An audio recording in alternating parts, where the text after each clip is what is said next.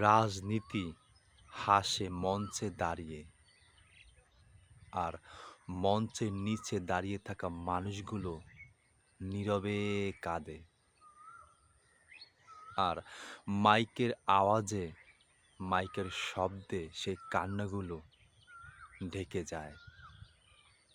আর ইতিহাস চুপচাপ হিসাব রাখে।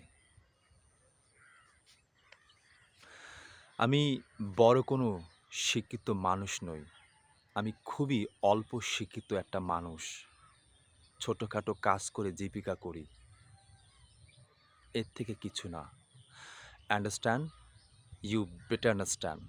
এটা বলতে ভাল লাগে, তাই বলি। আমার এই পেজটা ফলো দিয়ে একটা কমেন্ট করে যাবেন।